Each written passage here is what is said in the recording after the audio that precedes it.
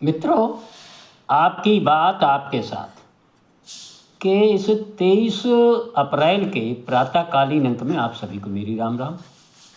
दद्दा, आज मैं चर्चा करूंगा जेवर एयरपोर्ट से चली बात पश्चिम बंगाल चुनाव में भाजपा का दे रही साथ। आप कह रहे होंगे कहाँ साथ? जेवर एयरपोर्ट पर कौन सी बात ऐसी हुई गई चली जो पश्चिम बंगाल में भारतीय जनता पार्टी को चुनावी इस रण संग्राम में मजबूती प्रदान कर रही है।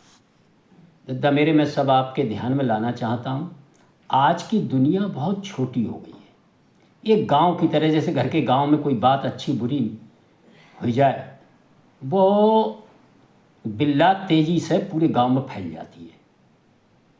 इसी प्रकार आज बढ़ते संचार माध्यम, सोशल मीडिया, समाचार पत्रों के कारण, अन्य सभी लोगों के आवागमन के कारण किस प्रकार किसी क्षेत्र की कोई अच्छी चीज़, खराब चीज़ समाज में, देश में, विभिन्न प्रदेशों में, अन्य देशों में किस प्रकार फैलती है। अपनी सकारात्मक, नकारात्मक, अच्छी और बुरी बातें लेके वहाँ से लोग अपने लिए आगे अपने जीवन में भी परिवर्तन चाहते हैं। इसी प्रकार का एक घटनाक्रम अभी कुछ दिन पहले गौतम बुद्ध नगर जिला उत्तर प्रदेश का के अंदर किस प्रकार नोएडा इंटरनेशनल एयरपोर्ट, जो जेवर क्षेत्र, जेवर एयरपोर्ट को कहा जाता है, दद्दा एक विकास के उत्तर प्रदेश नहीं, देश नहीं, एशिया के अंदर एक प्रमुख मानक के रूप में स्थापित हुआ है। वह एयरपोर्ट इतना विशाल, इतना बड़ा, पूरी कार्य क्षमता से जब चलेगा तो एशिया के अंदर नंबर 1 का एयरपोर्ट गिना जाएगा। मित्रों, जब इतनी बड़ी वहाँ डेवलपमेंट भई है, वहाँ विकास हो, तो वह ज़मीन की ज़रूरत पड़ी। दद्दा मेरे, तो आसपास के गांव में जो ज़मीन अधिग्रहित करी गई है, वहाँ के किसानन में जिस प्रकार उस क्षेत्र के मैं कायाकल्प हुए, बाकू में एक ही उदाहरण में बता रहा हूँ कि वहाँ के गांव हैं दयानतपुर और रौनेरा, और हैं 2-3 गाँव। इनमें दद्दा मेरे 1-2 गाँव में ही एक दिना में 21 स्कॉर्पियो आई हैं। आप समझें,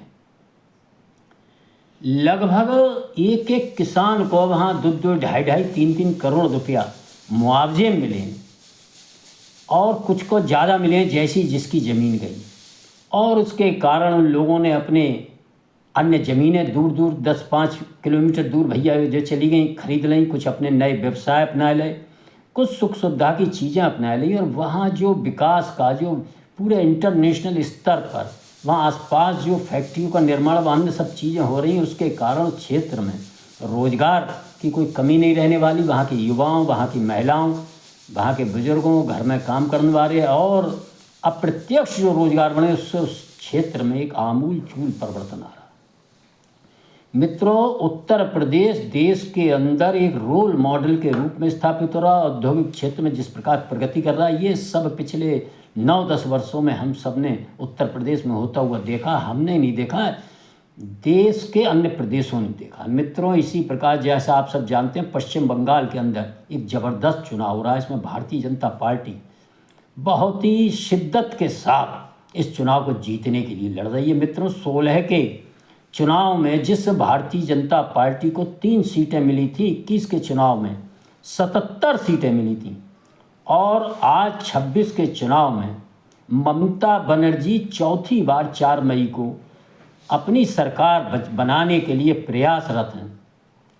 और इसमें विभिन्न मुद्दे आप सब देख रहे होंगे। SIR में भैया घुसपैठियों के नाम कट गए, मृतकन के कट गए, दूसरी जगह शिफ्ट हो गए, उनके कट गए, साहब इनके कम हो गए, उनके ज़्यादा हो गए। जो सुरक्षा बल, जो ED और जो सब, ये सारी चीज़ें, वहाँ भ्रष्टाचार और वहाँ जिस प्रकार सनातन विरोधी वातावरण है, वे सब बातें अपनी जगह हैं।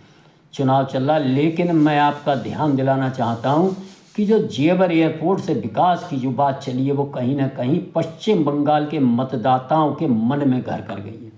आखिर उनके मन में भी जेवर एयरपोर्ट के विकास व उत्तर प्रदेश के विकास ने उनके मन में आशाओं के दीपक भैया जलाएं कि आखिर जब उत्तर प्रदेश में इस प्रकार का विकास हो सकता है, तो हमारे यहाँ भी यह विकास संभव है। और इसके लिए उन लोगों ने कहीं ना कहीं मन में ठाना है कि उत्तर प्रदेश की तरह पश्चिम बंगाल में भारतीय जनता पार्टी का साथ देकर उसकी सरकार बनाए।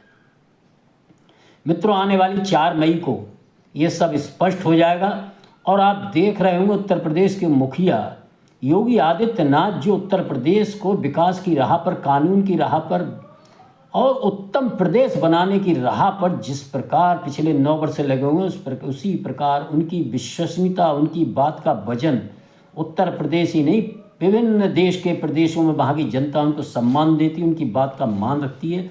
विभिन्न चुनाव में आपने देखा होगा कि उन्होंने अपने चुनावी दौरों से वहाँ की चुनावी हवा को पलटने का काम किया था। जिस प्रकार आप चाहे देखें, वो महाराष्ट्र का चुनाव हो, हरियाणा का चुनाव हो, राजस्थान हो, मध्य प्रदेश हो, और अभी अभी बीता चुनाव जो बिहार में हो, और भैया जहाँ में उत्तर प्रदेश के 2 प्रतिद्वंदी अखिलेश यादव, अभी दोनों ने खूब सभाएँ करी। आपने देखा होगा जहाँ जहाँ मुखिया योगी आदित्यनाथ उत्तर प्रदेश के पहुँचे थे, वहाँ की जनता ने उनका मान रखते उन सीटों को जिताने का काम किया था, बाकी सबका डिब्बा गोल करने का काम किया था। उसके पीछे उत्तर प्रदेश की बदलती विकास, बदलती कानून व्यवस्था, बुलडोजर मॉडल और विकसित और उत्तम प्रदेश बनाने का जो सपना और सपने को पूरा करने का जो काम योगी आदित्यनाथ ने किया, ये उनके प्रति विश्वास का भाव देश की जनता के बीच बढ़ता जा रहा। वह भाव आप सबको इस समय पश्चिम बंगाल के चुनाव में भी होता हुआ दिख रहा होगा।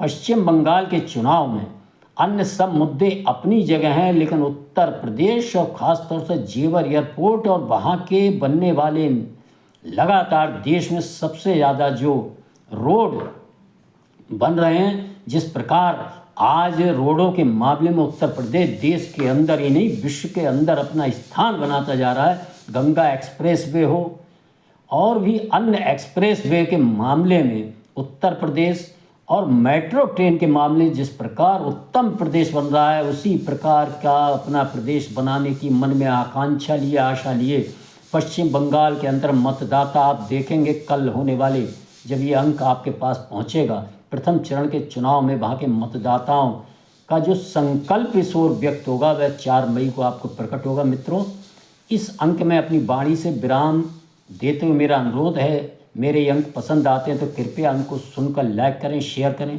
चैनल को सब्सक्राइब करें। धन्यवाद। जय श्री राम, जय श्री वाल्मीकि भगवान, भारत माता की जय।